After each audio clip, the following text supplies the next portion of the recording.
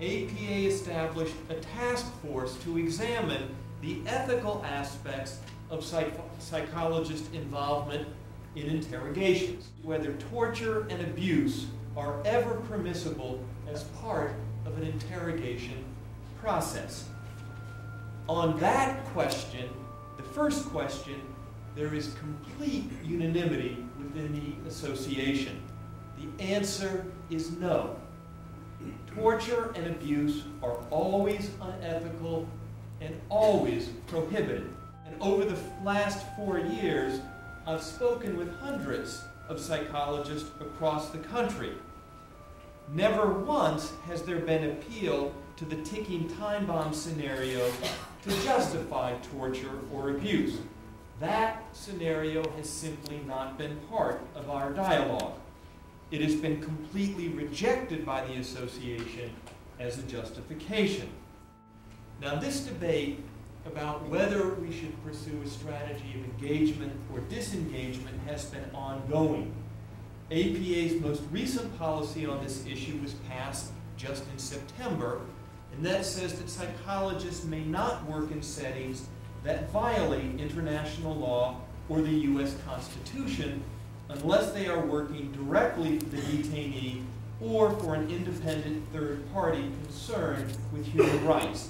That is where the American Psychological Association is today.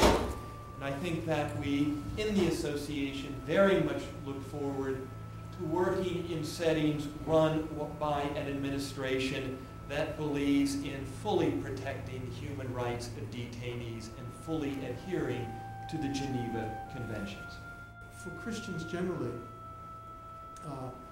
the way we need to think about torture is at the foot of the cross, which is itself an instrument of torture and of death. And it's there that our faith takes its beginning. And so, in responding to torture, we have to begin with that sacred memory. In 2000, Pope John Paul II had a unique day at the beginning of Lent called the Day of Pardon, where he asked God's forgiveness for the sins of the church over the last millennium. But one of the specific things for which he asked forgiveness at that time was for the use of coercion in the Inquisition.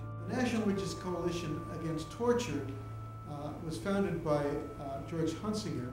When the torture issue broke out, he thought religious people ought to be speaking out, and so he organized this conference. The campaign has run ads. They've produced a film called The Ghosts of Abu Ghraib, which can be used in congregational education. The most recent work of the conference is this manual, Torture is a Moral Issue, a Catholic Study Guide. It's a substantial document that can be used in training parish groups to take this up as a moral issue. What's the biggest problem? What's the biggest challenge? Where do we go from here? What needs to be done in your part of the world? You know, when we have a constitution or when we have a law or when we sign treaties, you know, it reflects, you know, our deep principles, our better selves. The challenge that we face is, you know, how we deal with the temptation of the moment. You know, and I mean, from a lawyer's perspective, I think it really is about embracing the rule of law, about following the normal procedures, about not yielding to temptation. You have to figure out how you're going to control the beast. If you're going to have an army, you have a caged tiger. You know, that tiger has to be taught, in fact, that it is the servant of you people, and not someone who endangers not only you, but in fact the things that you stand for and believe in. There's been a breakdown of that system here in the last 10 years. And the Army as an institution is hell-bent on getting the tiger back on the leash.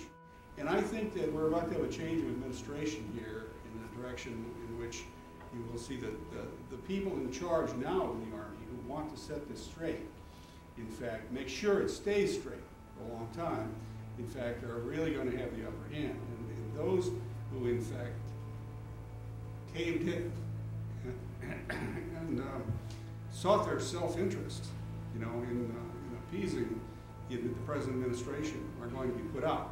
The Army is very good at that. It purges itself with great regularity. They're finished.